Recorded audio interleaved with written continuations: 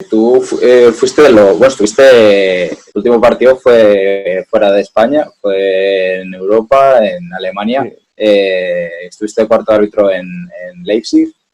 ¿Cómo recuerdas ese viaje? Pues la verdad es que el viaje, cuando fuimos, ya se estaba empezando a ver un poco el tema de la pandemia, que se estaba extendiendo mucho por todo el mundo. Venía de Oriente, venía como hacia Occidente. Y es verdad que tuvimos las precauciones para viajar, ya llevábamos mascarilla, ya estábamos muy cuidadosos con las cosas que tocábamos y las que no. Pero este partido creo que fue ¿cuándo fue? El 10 de marzo puede ser, todavía no se había declarado la pandemia aún. Pero bueno, el partido fue normal, es decir, allí en Alemania había público en las gradas, es verdad que la UEFA tomó ciertas medidas, por ejemplo, no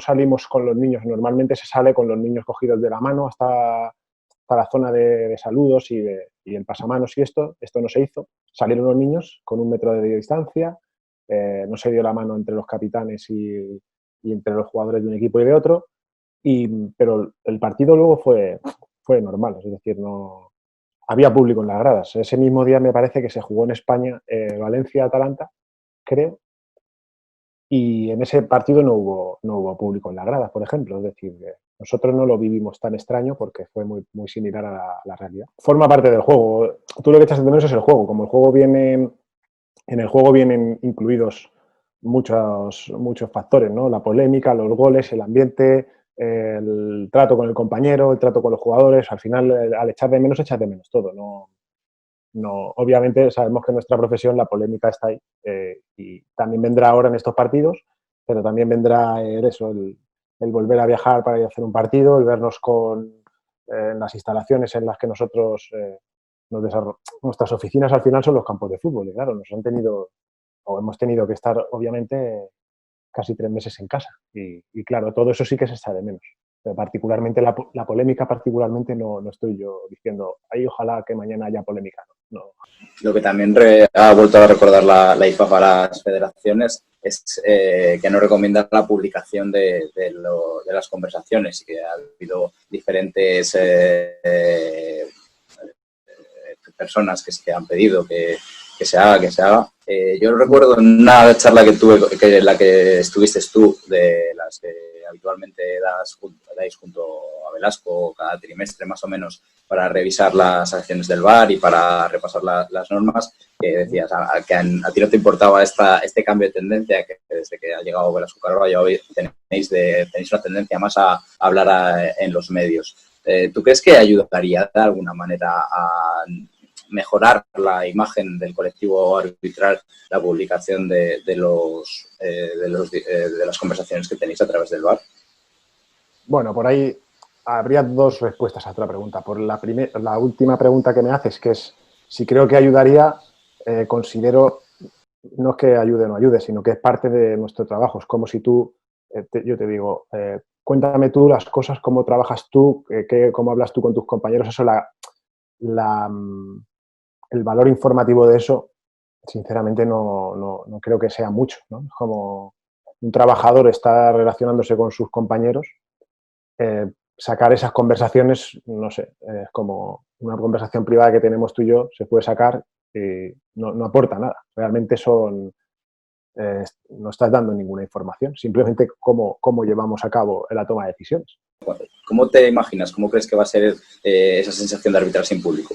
Hombre, la presión del público no va a influir, pero ya hay una presión intrínseca en el juego que nosotros ya estamos acostumbrados a aislarnos. A nosotros, en un campo con 100 o con 1000, con 2000 o con 20.000 personas, al final el árbitro lo que está concentrado es en el rectángulo. Es verdad que esa presión, si la considera alguien presión, esa no la vamos a tener, pero la presión del juego, la presión de la liga, de las decisiones que se toman, ya te digo, como siempre queremos acertar para que nosotros no recaiga, pues que pueda llegar un equipo a clasificarse para la UEFA Europa League o para la Champions o salvarse del descenso. Claro, esa presión es inherente a la figura del árbitro, pero todos los que estamos en el fútbol profesional sabemos convivir con ella. Lo que está claro también es que sin público se va a escuchar todo muchísimo más. Y lo estamos viendo, por ejemplo, en Alemania, que debajo de las retransmisiones, de las narraciones, se cuelan las voces de los jugadores, de los entrenadores. ¿Tú crees que los jugadores se van a cortar un poco más a la hora de protestarte por eso? Porque se escucha un poco más todo.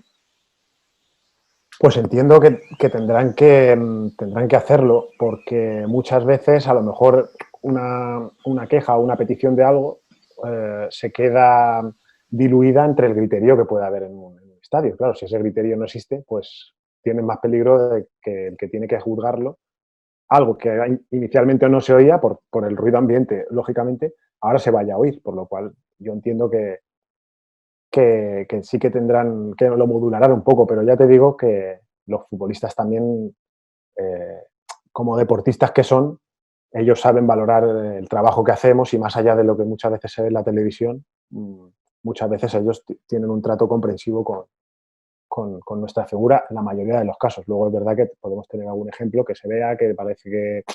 Pero en la mayoría de los casos el futbolista es bastante respetuoso con nuestra labor, como nosotros lo somos con ellos también. Entendemos sus errores igual que ellos entienden los nuestros. Ya hay que dar ejemplo demostrando esa imagen de distancia social también, ¿no? Claro, sí, eso obligatoriamente.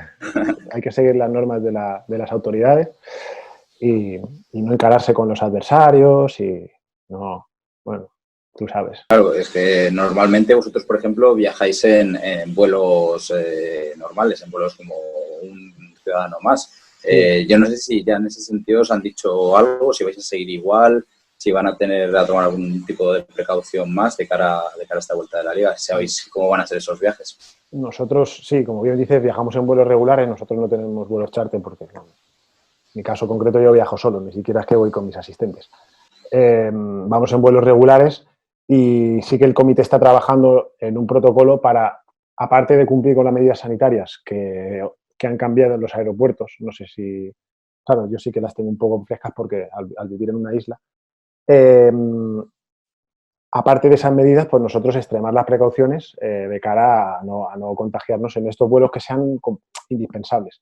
Y esto está en un protocolo que está diseñando el comité y que igual, como las cosas van cambiando tan de poco tiempo en poco tiempo, claro, no tiene mucho sentido yo ahora te pongo una norma que a lo mejor cambia por un cambio del Ministerio de Sanidad. Entonces todavía cuando se acerque más la fecha tiene más sentido aplicarla y que la conozcamos.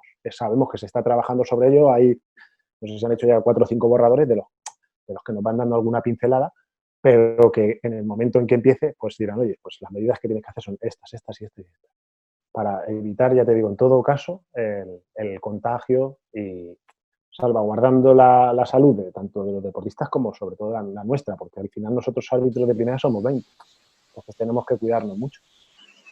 Claro, es que en ese sentido sí que más o menos ya conocemos las de cómo van a viajar los clubes, por ejemplo, los visitantes, si van a pasar la noche previa al partido en la ciudad, todo eso lo sentís. Al final también ellos van a ir eso, en vuelos charter o en trenes charter o en autobuses personales que nadie más va a interferir en esos viajes. Pero no sé si vosotros os sentís en ese sentido con más riesgo al contagio. Bueno, más riesgo, intentaremos que el riesgo sea el mínimo. Pues a lo mejor dices, no sé, se me ocurre un ejemplo. Pues si yo el trayecto a Valladolid normalmente lo hacía en tren, pues a lo mejor en un coche particular, que vaya yo solo o que vaya como marcan las normas, que puedas ir con un compañero en la fila de asientos, a lo mejor como mucho, para intentar cerrarlo todo un poquito más. Entonces nosotros conocemos nuestras circunstancias, también conocemos las de los futbolistas, entendemos que ellos tienen sus medios, nosotros tenemos los nuestros y con eso intentamos llevarlo a buen puerto. Pero tampoco yo no descarto ninguna circunstancia ya te digo, ir en coche a lo mejor Madrid-Vigo puede ser, pues podría ser también. O sea, todo lo que sea minimizar los riesgos, que a mí yo creo que esa tiene que ser la prioridad, obviamente, para que pueda salir la competición adelante. Eso está claro, que el fútbol va a ser un poco la cabeza visible de esta recuperación del país y vosotros también sois partícipes de ello. Muchísimas gracias por atendernos, Guillermo. Bueno. Que vaya todo bien, muchísima suerte en esta vuelta de la competición y encantado de hablar contigo dentro de poco otra vez. Igualmente, un abrazo fuerte, José. Un abrazo, un saludo.